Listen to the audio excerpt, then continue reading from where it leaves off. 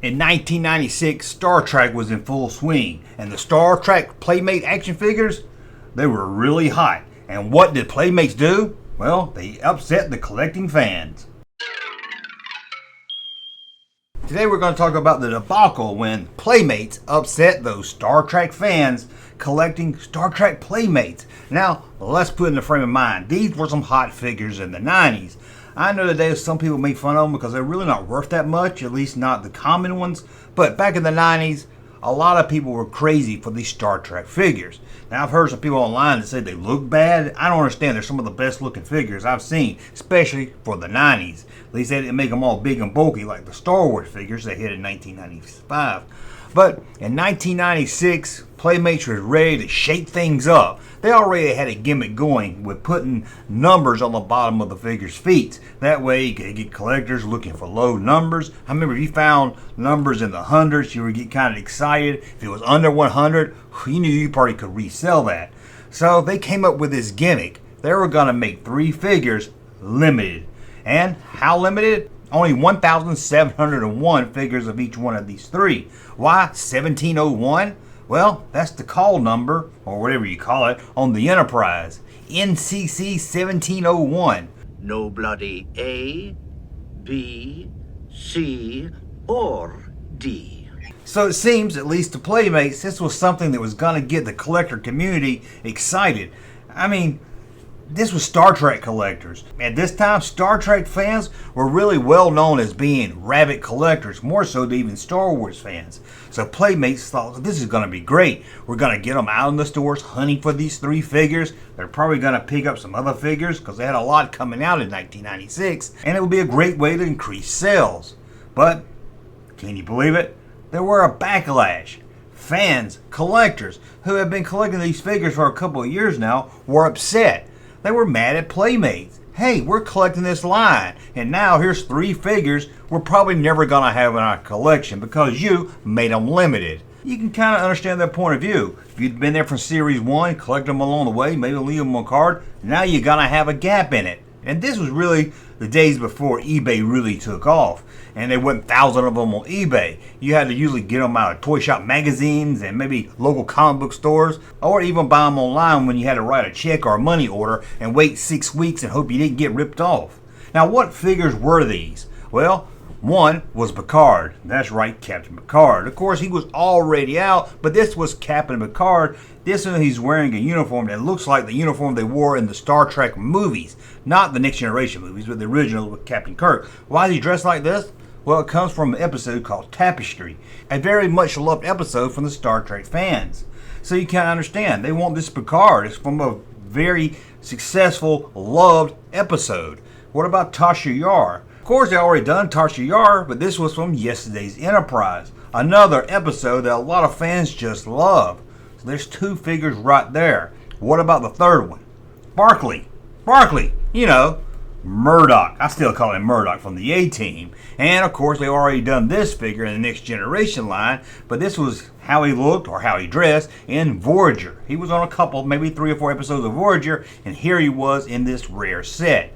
So there it was, 3 figures that collectors said they're just not going to be able to get unless they're paying high dollar for these things. And Playmates received a lot of bad feedback. And this was a day before people would get on social media and complain. They got letters in the mail. That's right, actual letters. That's how upset people were. So they came up with a plan. Well, kinda. It seems Picard and Yasha was already shipped. 1701, that's all you were gonna get.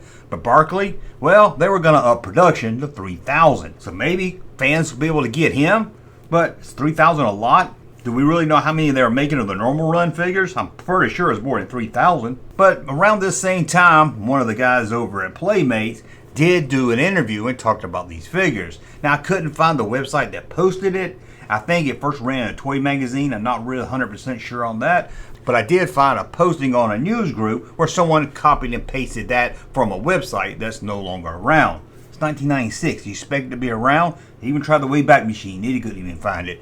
But let's let AI read it to you, because I don't read good. I know you can complain about I don't like the AI voice and everything, but bear with me on this one. Playmates recently announced a plan to release severely limited figures with each new wave of their Star Trek line 1701 of each. Inspired, of course, by the NCC 1701 Starfleet craft dubbed Enterprise.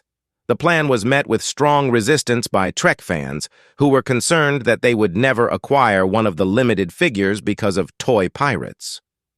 "We have been responsive to customer response," stated Jim Garber, senior product manager for Playmates. "While the first two limited figures, Picard and Yar, will still be limited to 1701 of each, the limited figures beginning with Barclay will have a new production run of 3,000. Garber was unable to estimate what that number was as a percentage of the total figure line. "We want collectors out there searching," Garber explained. "The limited figures were created as a way to enhance and maintain collectability. We hope that the limited figures keep the excitement in the line as a whole. If collectors want to find them, they'll find them," Garber stated, "though they may have to pay a premium." Garber went on the record as objecting to selling product out of the back room by toy store employees and encourages consumers to report violations to Playmates directly. Well, as you can see, Playmates was trying to at least make the fans kind of happy. But did that statement, what this guy said from Playmates, help the fans feel better? Let's see what they had to say. One user wrote, "What a complete and utter turd. Someone get me this guy's email address." And he went on to say, "My God, did this guy speak with the PR people before going on the record? Talk about ruining your fan base with one paragraph." Another user would write, "If this is really true, I say we organize a trip to California and burn that company to the ground." Whew. You thought people today was upset online. Another user would say, 3,000? What the heck is different is a run from 1701 to 3,000. Why not make it 300,000? Playmates can make a lot of money off each collector buying at least one and sometimes two figures. Honestly, how many of you usually pay to keep one carded and another one to display and just play with? Another user would say, "Sure, I can find someone selling a $5 figure for $500 if I'm willing to pay, but why should I? If Playmates' marketing department was on the ball, they would find a way to get my $500 themselves." Another collector would say, "Okay, we tell Playmates we're not thrilled about this 1701 business, and they almost doubled their production run. Quite the show for customer concern. 3,000 is about half the number of the Data's out there." The Data he's talking about was another extreme rare Playmates action figure that we'll probably talk about down the road somewhere. Another user said, "Hey, what about a real publicized Playmates figure burning? It worked against the Beatles in 1965, at least a little." And let's look at one more. This collector said, "Personally, I think that if all 1,000 of us truly boycotted these bozos, they would feel it. They would see the difference in sales. Limited edition figures only benefit scalpers. Stop buying Playmate figures and they'll start making limited editions. It could be that simple." Well, there you go. The collector community wasn't real happy. Well, Playmates decided to come up with another plan to try and make them happy. They would release the same figures, but in a box set. As you can see right here, here's the three figures with the same accessories.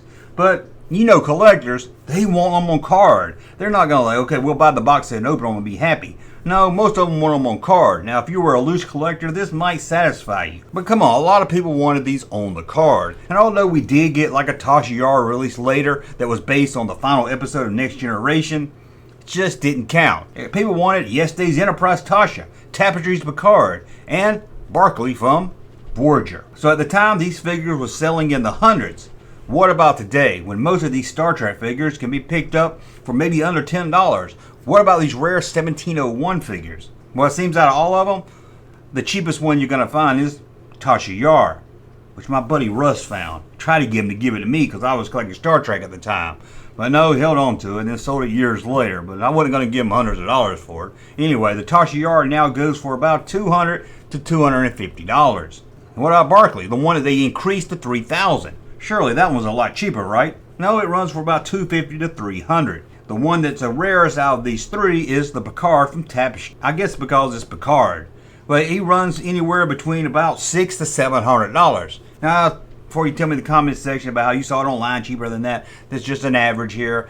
And to me, the hardest one to find research for on this video was the Barclay figure. It seemed like it was a lot rarer. But again, we're dealing with Picard, so maybe that's why. But anyway, that's a look at the Playmates 1701 action figure debacle. Hey, Junkman channel popping though. Thank you, sir, for that unsolicited testimony.